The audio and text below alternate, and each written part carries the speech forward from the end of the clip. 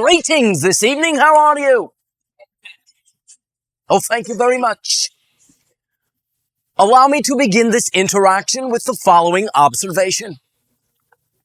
In your society, very often individuals speak of the idea of reestablishing a connection to what you call God. Now understand, from our perspective, when you speak about establishing or reestablishing perhaps a connection, this presupposes that you are already separate things and need to then connect between things which are already separate. All right, that is one perspective.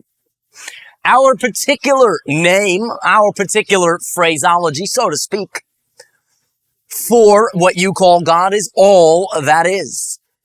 We use this terminology because to us it is quite precise and in that sense leaves nothing out. In speaking about the idea of all that is, you obviously would be included in that definition. It is not that there is everything that exists and then there's you aside. No, there is no outside of creation. It is all one event, one thing. The idea is as follows. All that is at the same time a self-reflective singular consciousness, but also simultaneously all that is. Everything. No exceptions. This is one of the paradoxes of the infinite, eternal, and multidimensional nature of all that is. Therefore, you can never truly be separated from all that is. You can perceive a separation.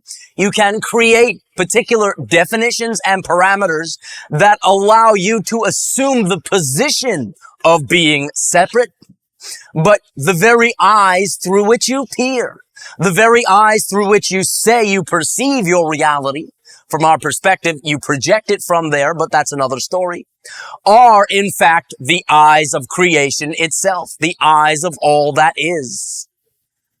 You are in fact aspects of the infinite itself, the infinite simply being another label for all that is.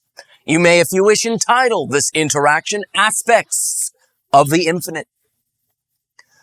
All that is in being a singular self-reflective consciousness. And this is quite colloquial for the purposes of explanation. Perhaps you can say at some point decided that it would like to know itself. In its raw state, you may say that all that is simply exists. It simply is. And in fact, you can say the first phase of awareness is existence itself. The second, again, phase of awareness is knowingness. Knowingness supposes a separation. Rather than being one whole, separating to then reflect back on aspects of itself. So therefore, in breaking consciousness down, so to speak, along a gradient, as you say, the first step is existence, and the second, shall we say, gradation, is knowingness. The next three separations of consciousness that allow more and more pinpoint, fine focus of consciousness are belief systems, emotionality, and mentality or thought. In your physical reality, in general, you function from the last three: belief systems, emotionality, and mentality. However, one of the realities you also create, which is just as real as this reality, you call your sleeping dream reality. We prefer to also label that this is a dream as well, for you are very literally dreaming right now, and we will refer to this dream as the waking dream reality. It has its own unique particular set of rules, and in that waking dream, in general, one functions until they begin to expand from belief systems, emotions, and thoughts. In your sleeping dream reality, however, this is not always the case. You also sometimes will create these belief systems, emotions, and thoughts as a methodology for proceeding, but you also, in that state, experience direct knowingness. And very often this is one of the reasons upon waking into this dream that you are not able amply to bring back a memory of what occurred, for there are simply no symbols within this dream to express that knowingness, being again that this dream is more or less seated in belief, emotion, and thought. You are all aspects of the infinite itself. These are simply the ways through which, the filters through which you define yourself and ultimately enables you to perceive yourself as separate from all that is. That is a unique discovery. Cutting yourself off, so to speak. Again, it is only a seemingness. But so to speak, from infinite creation allows you to experience certain things. One of those explorations is the exploration you call learning. When you are expressing your totality and you are one in that sense with all that is, you simply already know it all. So there is nothing you can truly learn, nothing you can discover. So learning, discovery, and in fact, surprise are some of the aspects that you create this degree of separation from all that is to experience. It is quite, from our perspective, a wonderful exploration. Once individuals realize that part and parcel of that forgetting, that self-imposed forgetting of your totality, is to experience the joy of discovery, many times this will, shall we say, take some of the pressure off. And you will understand the things you strive to know are the point, are the road, not the destination. You can understand that simply by even phrasing that you are an aspect of the infinite, you can begin to feel that connection by believing, by utilizing the belief system that you are an aspect of the infinite, and stating that you can feel it, for all emotions are always a response to a belief. When you allow yourself to utilize that belief and create those corresponding emotions, you create a vibration within you. And that vibration can be matched by your attitude.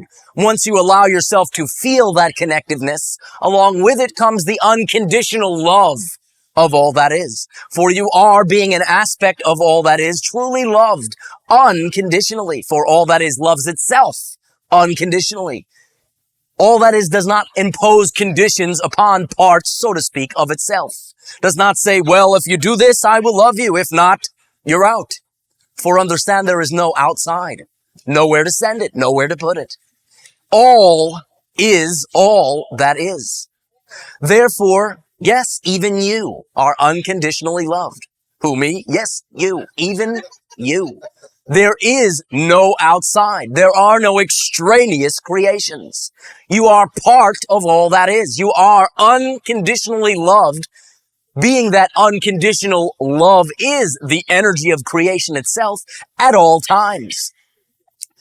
Many times individuals will say, well, yes, that sounds all well and good, but I don't feel that.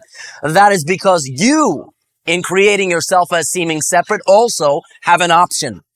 You can have the option to actually conditionally love yourself. Meaning if you fulfill your own set of conditions, all well and good. If you do not, then you literally and figuratively beat yourselves up. What you feel as a lack of unconditional love is not from all that is. All that is simply automatically unconditionally loves you. It is all in that sense that it can do. It cannot forsake parts of itself. So you may understand when you feel judged, when you feel lack of self-love, that you are choosing to express within your choices of feeling separate, to feel that toward yourself.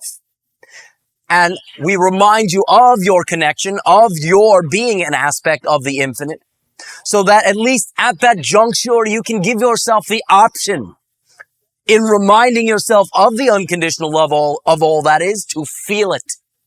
And upon feeling that love, It then becomes a bit more simple, shall we say, to match the vibration of that unconditional love and to unconditionally love yourself, to forgive yourself for things that you have done that you do not prefer, with, again, the intention of reconciling those things. And one way to do so is that if a similar circumstance comes around, allowing you the option to do something that you did not prefer, that you use, that you draw on those regrets, to simply not do that again, to simply provide, under similar circumstances, the positive course of action, which then reconciles having made the negative choice back then and establishes balance, sometimes what you call karmic balance. So it is not that you need experience directly one for one the quote-unquote fruits of your actions. If you punch someone in the face, you do not need to be punched back in that sense to create neutrality, to even out in that sense that balance. You can, next time you are, shall we say, tempted to punch someone in the face, not do it. And your willingness to not do so establishes a balance. We understand this is an extreme example, but sometimes that speaks a bit louder. Therefore, understand that the unconditional love of all that is eternal, is infinite, cannot be lost. If you are speaking about God judging me, what you are saying is you are judging yourselves. For unconditional leaves no room for judgment. Unconditional means no conditions. Therefore, you will not be judged for not meeting a particular set of conditions. There are none. The conditions are imposed by your own heart's inner knowingness of what is right and wrong for you. And your willingness to follow that or not follow that determines the effects you feel are, shall we say, bequeathed from without you, from outside. But you are doing the assigning. You are doing the judging. You always know in your heart of hearts if what you are about to do is separative, disintegrative, or integrative. Therefore, allow yourself to check in with this inner knowingness and allow yourself to follow your heart of hearts. We particularly, again, remind you that one of the signs, you're always asking for signs. Oh, give me a sign. Can I have a sign? You constantly have one. One of the signs from your higher self to your physical self in any given moment is what you label excitement. For that vibration is the translation of the energy that allows you to know in no uncertain terms, this is me in this moment from what's available. Therefore, your willingness to begin to validate that excitement with integrity, with the understanding of your integration with all things and acting that way. This means that you always have as much power as you ever need to create what you want without hurting yourself or others. But your willingness to follow that excitement will create a thread. And that thread will weave your life into a tapestry that you will find most enjoyable, most effortless, and most abundant. For that is walking in step with your purpose. And that excitement is the sign itself that you ask for all the time. When something excites you, trust that it does not do so to tease you, to chide you. It does so to inform you that of these choices, this is me. This is most effortless. And this will lead to the next thing that upon choosing will be very exciting. Therefore, your search, your mission, your exploration of expansion of consciousness can take that form and can be accelerated when you are willing to begin to accept the sign from your higher self and act upon that sign. Again, it will create a new momentum that will replace the old. You will not be running from the old way of life toward the new. You will be acknowledging the old life and simply choosing the new. So much momentum will it then have once you are willing in this way to validate that sign from your higher self. Allow us to thank you all for your willingness to co-create this interaction with us this evening. Though there are, shall we say, many individuals out there, there are also other many individuals on our side as well. Therefore, many consciousnesses benefit from these interactions.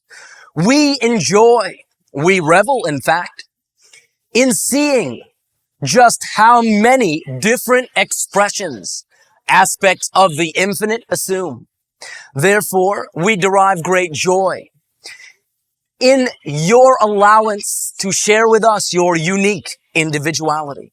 For that gift, I ask you now, how may I be of service to you?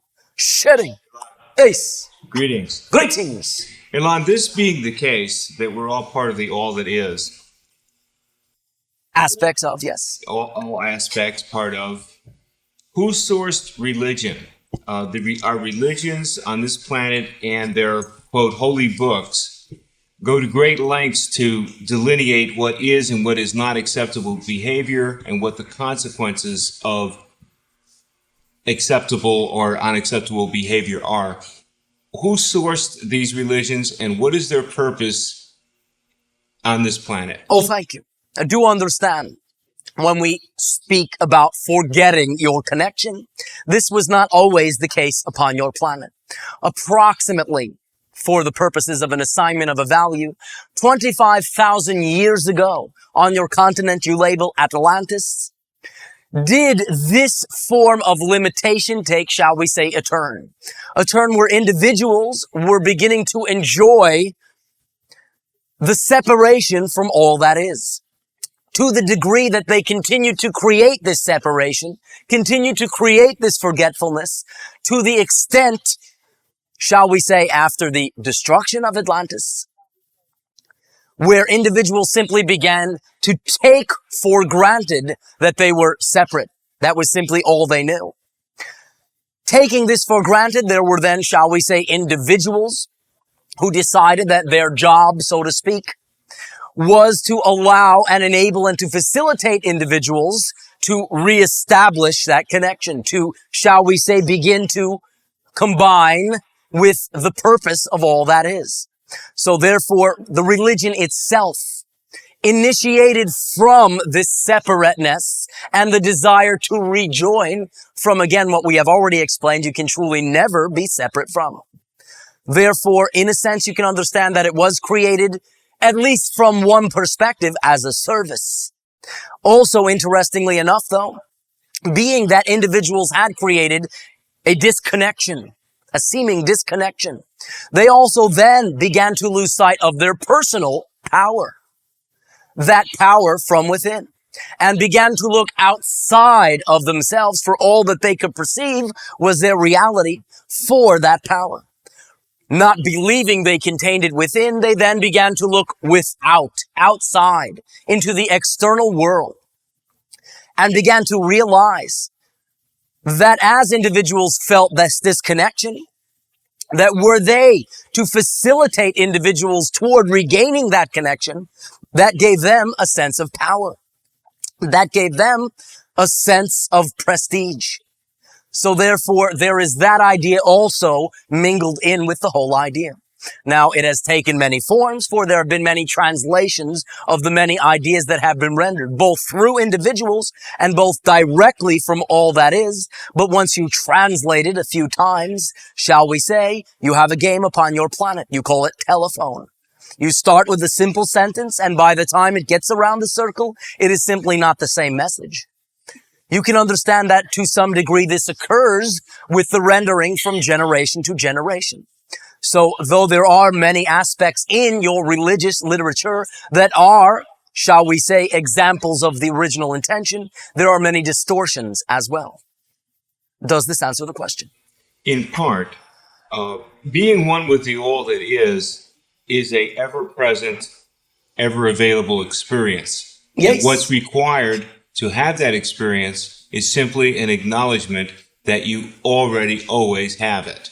Very simple. Exactly. And if there's one thing that the religions of the world have in common, it is that they state very clearly that being one with the all that is not a present time available experience. It is a goal to be reached only after you have efforted and persisted in certain modes of behavior and refrained from other modes of behavior. The ultimate dangling carrot, yes. Exactly. And it appears from my perspective that the primary goal of religion was to control people rather than facilitate. Do understand there are individuals who sincerely wish to facilitate. They perhaps doing so out of not having all the facts, but it is not that cut and dry. All ideologies are tools. This means that those who choose to use them can get the result.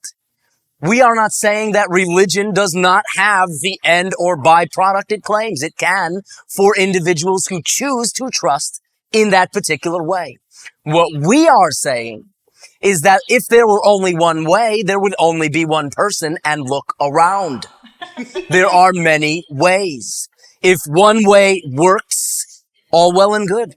But there is no reason to assume that that is the only way. One of the things that you explore upon your planet most obviously, even by the discrete expression of 5 different races of mankind, is variety. Therefore, utilizing again your terminology, there are many roads to Rome. But you need not invalidate any tool. All tools are valid for those who choose to use them. So rather than concentrating on the shortcomings of them, simply decide when you are viewing and exploring a tool, is this for me? Does this work for me? If it does, use it. If it does not, thank it, for it has allowed you, by the process of elimination, to get one step closer to the tool that will work for you. And there is simply no reason to invalidate any ideology. For invalidating it does not give it less weight and get rid of it. It gives it more weight, places more attention upon it, and actually causes it to have more of an effect on you than were you to validate it and release it. Do proceed. It seems that what we have here is an infinite potentiality for choice and choosing that mode of experience that you prefer. Yes. No choice is any better or any worse than any other choice. No, but some are more integrative and positive, and some are more separative, limiting, and negative. We are beginning to speak about the positive choices because they are integrating, beginning to collect back what you have formerly considered parts of yourself into one whole, whereas separation has you seeming to be, shall we say, alone, caught in the tide, smashed on the rocks by the waves, and so forth. There is nothing any less valid about that exploration, but our particular, shall we say, orientation in interacting with members of your society is the introduction of the more positive, integrative ideas, for they allow people to take back their power and begin to create their life according to preference.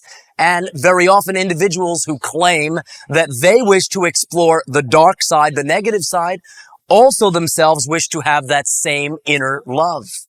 So therefore, many times, they simply do not know how to express it and think that externally will be the only way to reconcile it.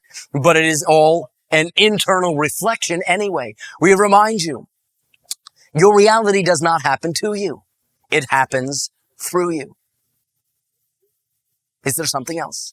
Yes. It seems that even though both experiences, integrative and separative, are equally valid, man does have a inbred predilection to seek pleasure and avoid pain, and in fact will do much more in way of efforting to avoid pain than he will to seek pleasure.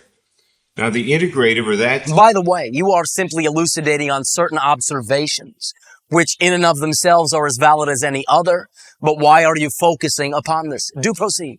I'm focusing upon this because there seems to be in an eighth sense, or the idea that's held by many is that pain is to be avoided, pleasure is to be sought, feeling good is better than feeling bad.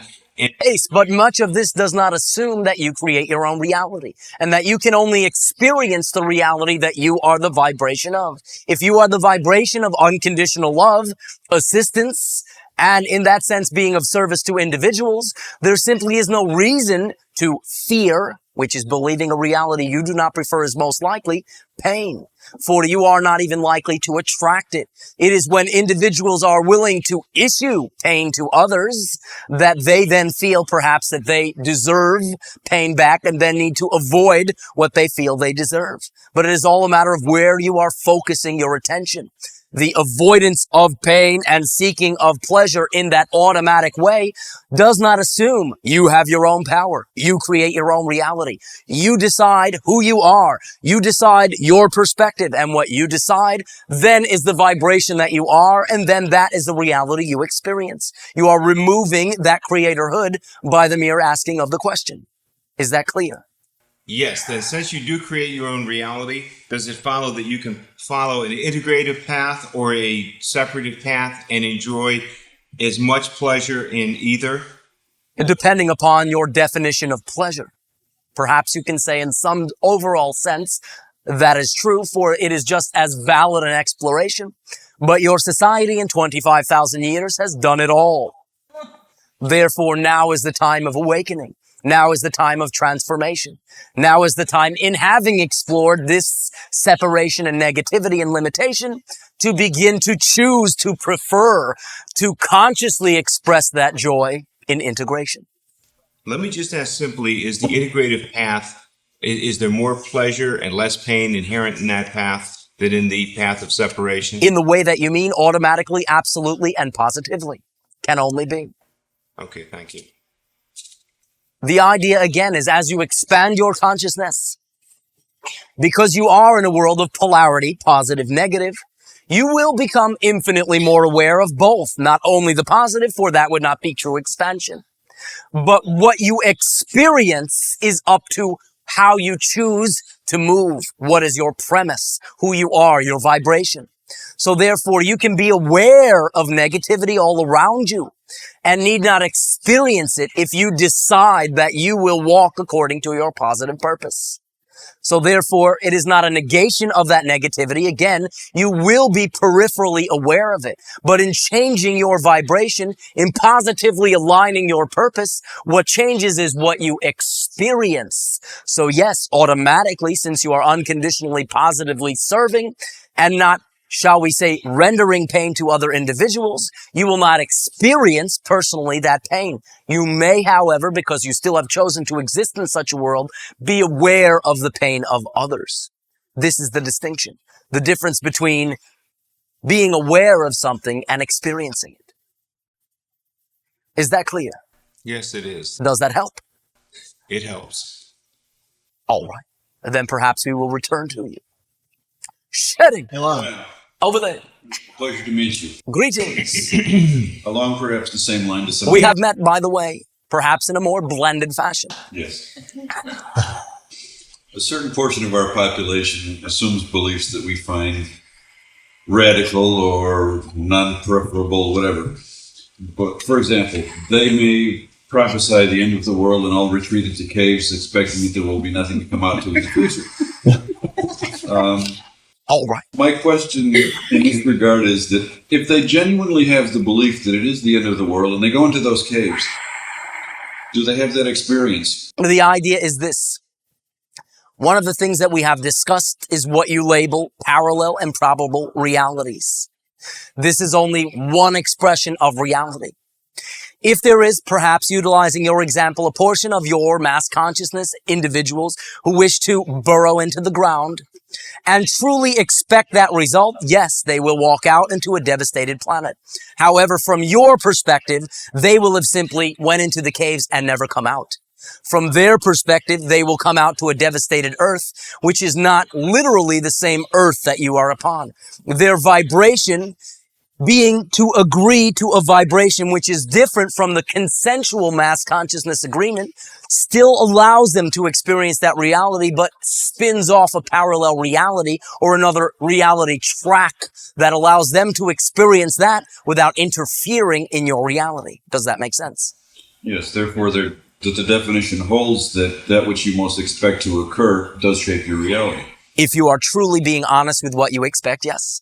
Right now, if an individual or group assumes a perspective that perhaps most people would find repugnant, destructive, nonsensical, whatever, do they reach their goal simply because they believe in their reality that is the way to make things work, therefore their belief simply makes things work? It depends what their goal is. In general, they will generally create any of the effects that they are doing to others to happen to themselves. So it again depends what your definition of their goal is. Perhaps an extreme example would help. Hitler. He thought that he would create a more pleasant world for himself by eliminating a lot of nice people. To his perception, and those that shared in that perception, if they had completed that reality to their satisfaction, would they have created a world they would have been pleased with? Would they have met their goals? Perhaps you can say yes, but understand that one thing that you are not mentioning that is part and parcel of this picture is the amount of fear instilled not only in that individual, but the many individuals who, while they were hating to such a degree, also did fear being hated because of the energy of putting out that hate. And it was the fear itself, so to speak, that wound up being the downfall of that scenario. Then that's the second part of the definition of reality, to also believe in it with integrity, and that would be the fear you're talking about. Well, perhaps again, as we had said earlier, you always know in your own heart what is truly right to you. And if you are acting against that, you may generate particular emotions. One of them may be fear. Fear, again, is believing a reality you do not prefer is most likely. Obviously, that is what occurred to that individual. So they had mixed feelings at the same time, or mixed beliefs. Yes. And if they did not, there would not have been the negative manifestation of wishing to exterminate a large portion of the population of your planet. Conflicting value system. Yes. Next, what slows me down from creating my reality at will? If I wanted a Parthenon right outside right now, why don't I create it? Because if I truly understand that reality is that which I simply believe is most likely to occur, then that should empower me to create whatever I want at will. Yes, but one of the, shall we say, rules that you imposed upon yourself in this particular reality is what you label cause and effect. And in creating the idea of experiencing the unfoldment of time, also a particular lag between the having of the idea and the manifestation of that idea. You can, however, shorten this process quite a bit by being willing to begin to act according to preference. But that is one of the foundational definitions of this reality. Now understand the following. You do have the ability, you are saying. However, it is expressed in another portion, no less real, of your reality. Again, what we had earlier discussed, your sleeping dream reality. Do you not, within that reality, simply have a thought, turn around, there it is.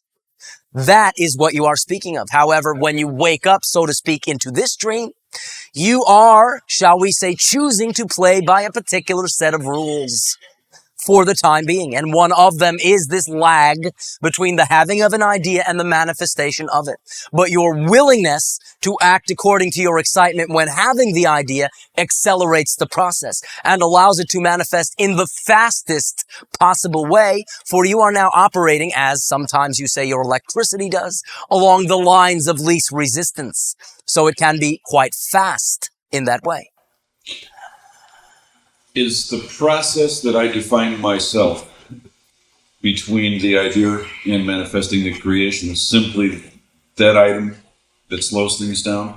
Or are there physical rules that get in the way? Well, in other words, the item that we are speaking of are the physical agreements. They are only rules because you agree to them.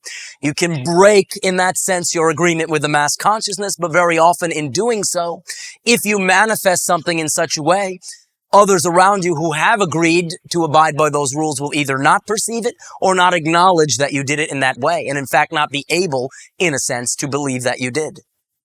So understand the complexity of the agreements. Okay, so all boiled down in the final sense then, it's my definition of the process required is the only inhibition. Yes, and your willingness to act upon your excitement flawlessly with integrity will accelerate any manifestation to happen very quickly. Where you generally create more time is when you ignore or go against, so to say, the grain of your excitement. It actually takes more effort, takes more time to deny who you are and act out of somebody else's set of who you should be. Does that help? Yes. Also, somewhat in the same direction, last question for now. Are you familiar with the concept we call old tapes, or tapes playing in your head? Old experiences that we no longer prefer, but they seem to have a durability that's astounding. We understand the concept. Okay. What would your suggestions be to most effectively eliminate them, transmute them, whatever? First of all, acknowledge them. Trying to get rid of them, pushing them against, shall we say, the boundaries of your reality. Remember, there is no outside. Simply gives them that much force to spring back to you at. So first thing is don't deny them. Acknowledge them. Second thing is to go through a process that we have sometimes shared of acknowledging all aspects of it. Not only that you had that belief, but again, the three phases of awareness we had shared earlier. State the belief of the quote-unquote old tape.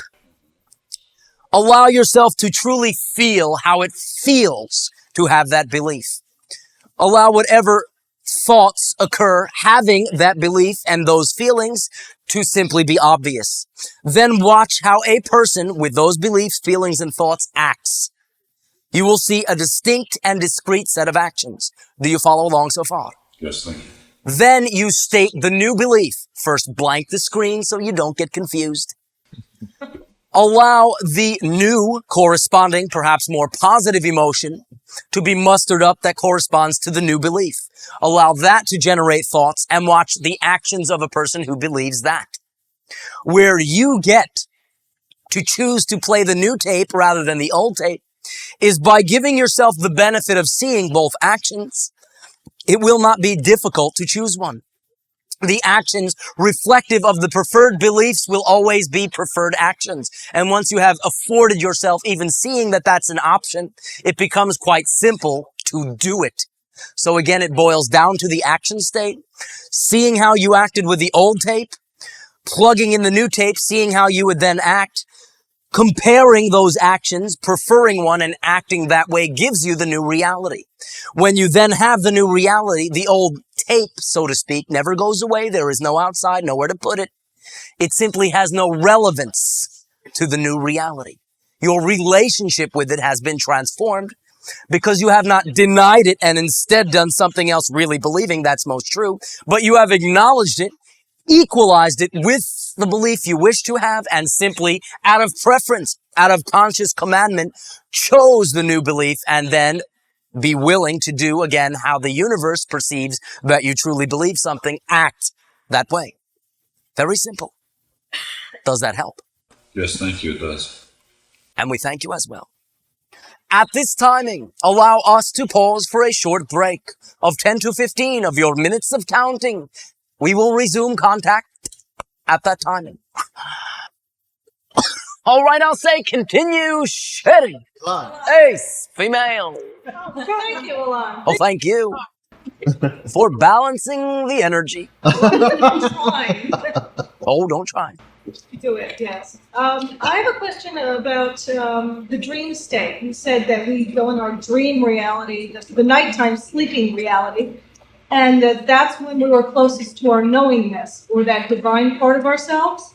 In a sense, you can understand that you have more access to direct knowingness, not more access to the divine part of yourself, but also understand that in this reality, more and more you will find in this waking dream reality, tapping into that knowingness. As you expand, you will, in that sense, begin to expand beyond belief systems into knowingness from time to time. So it is not, shall we say, impossible to experience that knowingness in the waking dream, but far more, shall we say, likely and common in what you consider to be your sleeping dream, in that you separate the two dreams.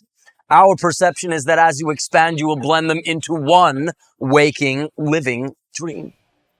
Okay, then how does that accessing that knowingness in your sleeping dream relate to nightmares? What we term as nightmares. Well, sometimes it will simply be tapping into particular scenarios that you wish to play out in physical terms, though not midwife them, so to speak, into this particular reality. So it allows you to access that without having, in that sense, to live it in this reality. One other reason is that you do, and that you create yourselves to be, shall we say, beings that chop yourselves up into little bits and create nice compartments to file those bits in.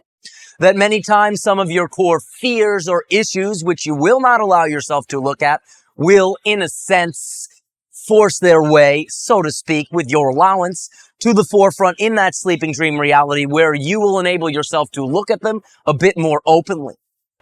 Was that the purpose for us separating from the waking dream to the sleeping dream? Why did that occur? Well, as you became more and more of a limited focus in consciousness, you began, in that sense, to disregard the more malleable, the more, shall we say, immediately manifesting portions of your consciousness. But since they still existed, you created, very creatively, a compartment, a place to file them, and this is your experience. You, in waking and living this dream, live a particular set of rules and parameters, and the ideas that you have separated from this, you then access, shall we say, on quite a regular basis. So you are, quite literally, even this waking dream, always in touch with other aspects of your simultaneous being. Okay, so that would explain times that I find when I know I'm in my waking dream, but I can't tell if I'm in the sleeping dream or the waking dream. That would explain the merging of those two? Oh, very good. This is one of the symptoms where you begin to ask, well, did I dream that or is it real? As the line begins to dissolve, as the line begins to literally be erased by you, that is one of the symptoms, yes. One of the other quote-unquote symptoms will be the idea of waking up with no ready memories, for you will begin to cease to make the separation. I don't quite understand that part. In other words, should you find that your whole life you woke up with vivid memories of your dreams, and this begins to, shall we say, ease up or cease altogether, that is another symptom of blending the two realities. Okay, now, well, I'm stuck in a point here. I'm trying to put the question together. All right, let's unstuck it. If you're merging the waking and the dream reality, the waking dream and the sleeping dream, if you're merging them, then you have that unlimited ability that you appear to have in your sleeping dream. Well, this is what happens. As you begin to broaden your definitions of this waking dream, things which formerly seemed impossible, the stuff dreams are made of, begin to express in this reality at a comfortable rate, a bit at a time. But again, as you do, you will find this reality to be quite a bit more malleable. You will find time will have a different relationship. You will begin to more immediately manifest things and simply no longer have the need for the delineation. When you say time has a different relationship, The cause and effect that we spoke of earlier, there will be far less of a lag. There will be more of an immediate creation. Also understand one way that you can facilitate this is very simple. To draw relevance from that reality into this one gives validity to that reality. And how you do so is this. You have a particular dream. You wake up and you remember it. And perhaps you explored something in particular, either positive or negative. In any way that you can imagine, utilize what you have just dreamed to form a concept that you can then act upon in this dream. If you are willing to take actions based on learnings, expansions, and exploration in that reality, you begin again to erase that line.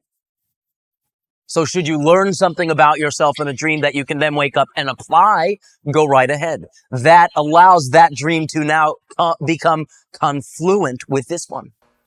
Okay.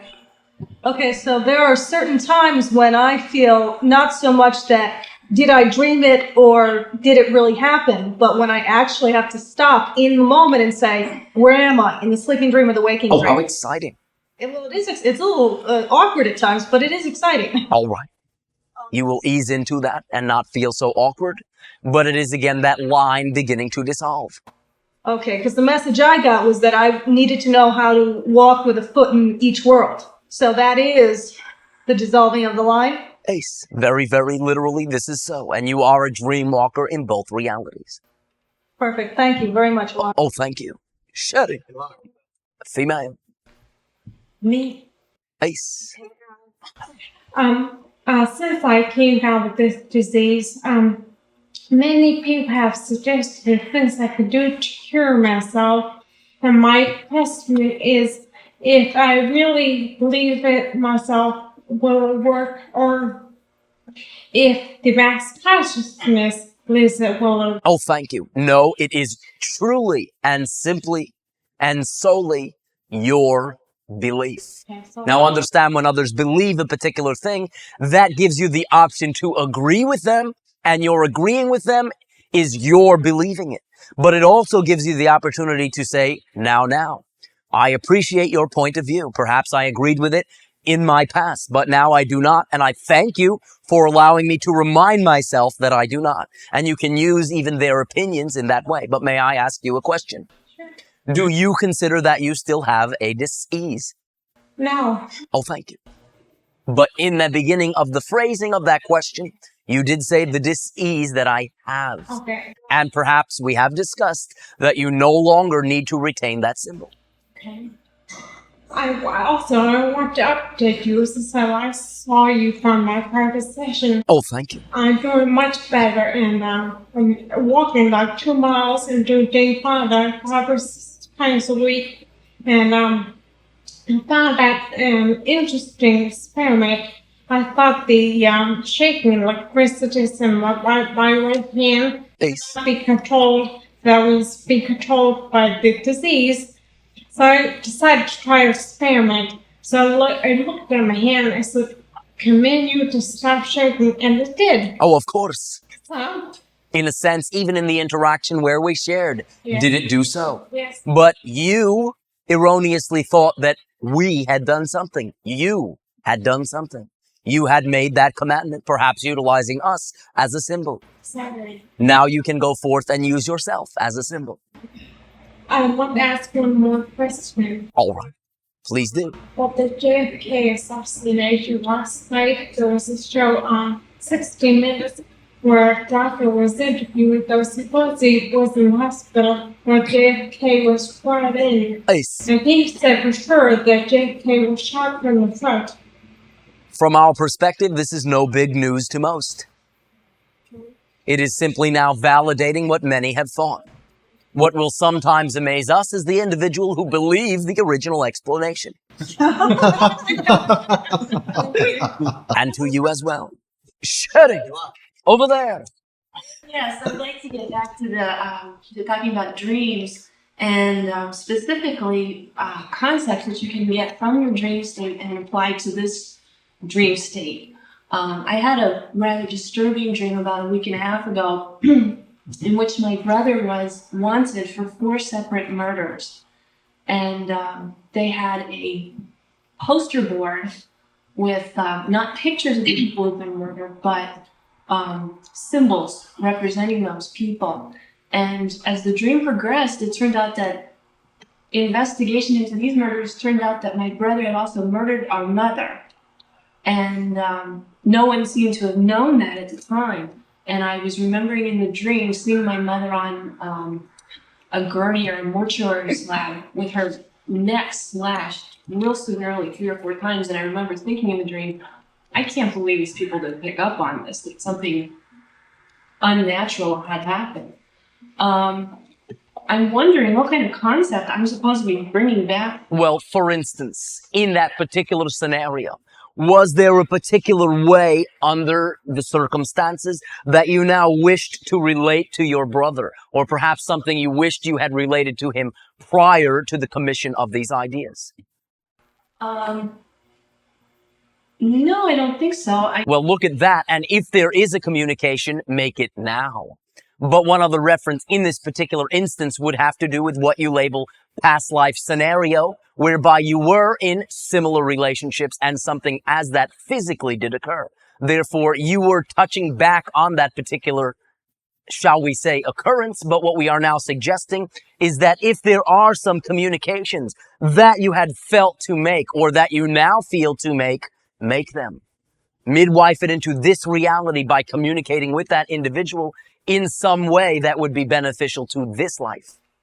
That does make sense because his birthday was recently and I just sent him a card. So I guess I've solved it for myself. But you have taken the steps and you have, in that sense, linked or bridged one dream to the next. Yes. Were, for instance, an individual to have a dream that someone, in that sense, to utilize a particular example, were ignoring you, walking away from you, and you wake up and cannot figure out how to reconcile with this individual, perhaps you can understand that the message is that you do not wish to be treated that way. Therefore, you can now begin to apply that in this life by being willing to treat others with the respect you felt you deserved. That is taking something and making it into a positive application in this dream.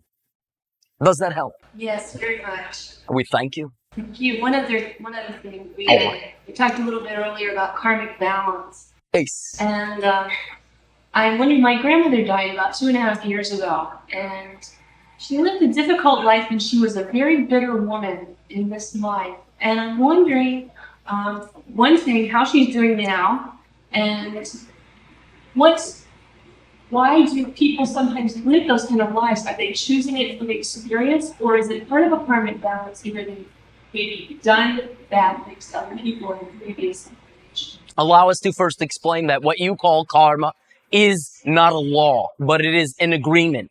Perhaps you can say the law is what you put out is what you get back, but retribution style karma is self-imposed. That is what individuals feel they deserve, and that is the way they feel they deserve it. So they create that continuity life to life. If what they buy into is retribution, then they create it an eye for an eye. But one of the things we had explained earlier is that balance can be maintained and established in different ways, not necessarily tit for tat, as you say. In her particular instance, there was the playing out of a particular balance. There was certain recognitions, but upon passing, as you say, shall we say her eyes, so to speak, are a bit more open. Our perception is that she has now been quite accurately and appropriately oriented into that particular style of reality and is choosing to act, at least for the time being, as guide, spirit guide for certain individuals still physical. Therefore, many of the questions you are asking, you can simply ask her directly. But in general, when individuals impose karma upon themselves, they do it through a series of unconscious beliefs. Not necessarily that they wish these things upon themselves consciously. We speak about the fact that when you create your reality, you do so consciously, and the other method is unconsciously. The unconscious creations, things you bought into, perhaps on faith of someone else's word or societal notions, are the things that generally result in the unpreferential things in your life. Therefore, it is the integrating of the unconscious beliefs that begins to allow you to collect yourself back together. The way that you do that is by allowing yourself to become aware of what you already believe. Once you even acknowledge that you had a belief which you bought into unconsciously, the acknowledgement of the belief now makes it conscious. Then it is a choice to continue to live that belief or to choose and change beliefs, as we had discussed earlier, drumming up the emotion, the thoughts, and the corresponding actions, and acting the way you say you believe. So therefore, the karma can be, when imposed in that way, the result of unconscious beliefs and tendencies. Is this clear? Yes, thank you. And to you. Therefore, before you go to sleep this night, if you wish, invite interaction. Grant yourself the permission to remember it upon waking and see what happens. I'll do that. Thank you. Shutting. And I did want to share with you that I listened to the tape of the session where you explained about inserting yourself in your past. And I understand it completely clearly. Do you mean retroactive reconstruction? Well, whereby you create the amount of time it would take to have a particular manifestation and simply then project back in your imagination that number of years and start the process back then. no, that's not what I meant. Oh, that's very interesting. Oh, thank you. I'd love to hear about that. What did you mean? No, I was referring to the discussion about if you insert yourself in your past, you immediately spew off a parallel life. We understand. Evolve. I understood that very clearly. Oh, thank you. There was some difficulty in rendering the explanation. It was perfect. Oh, thank It was perfect. But what was that you just said? That was very interesting. Oh, that is something else. You already only ever exist right here, right now. Any ideas that you create in any now moment of the future, of the past, are recreating the past, projecting the future in the present. They have no inherent weight other than what you assign them. And very often individuals will use what they perceive to be negative things in their past as an excuse in the present to not do the things they wish, for back then they always had this or that. Our point is that back then, in your relationship to back then, is defined entirely by you. The present is not experientially a result of the past, only to the degree that an individual assigns it. Therefore, in knowing this, you can now get a bit creative. You can assign any past you wish. When you imagine a past and run it through your mind, it has literally as much substance as any recreated memory, which again was only an interpretation at that time and not necessarily an accurate representation of what occurred. So if, for instance, there is a particular end goal that you have that you feel would take you perhaps 7 years to accomplish, simply go back 7 years in your imagination, picture the you 7 years ago beginning that process, so you now have the rationale to be that you right now. Okay. Oh. And that memory is just as real as any other recreated memory if you assign as much weight to it as you assign to the other interpretations. Great. That's great. Oh, we think so. Thank you very much. And to you. Shedding. Ace. I wonder if you could elaborate a little bit on what your fascination and what your discovery was in your swimming on your planet. 'Tis simply similar to your own. When individuals, realizing that they could, in that sense, float upon the water, propel themselves with their bodies, simply enjoyed interfacing with that thicker portion of our atmosphere, for that is how we view it. Therefore, it is simply, in a sense, for us, a form of flying, if you will. And also we are, because the animal consciousness upon any planet is a reflection of the sentient thinking consciousness. Our animals are not territorial like yours. They are not carnivorous like yours. They do not attack each other like yours. Therefore, there was in the reveling in the sea, if you will, also a communion with many other forms of life heretofore unavailable. Also, one of the similar, shall we say, explorations in our ancient past, as yours, is what you would loosely label sailboats. We reveled in harnessing the power of the wind of the planet itself to sail upon the water. Very interesting. I have tried something called drift snorkeling, where if you go in the water with the direction of the current, you can go many miles at a very slow pace with the current, watching the coral and things on the bottom. Have you ever done that? We have, shall we say, not as much current as you, for our planet has no moons, therefore we have no tides.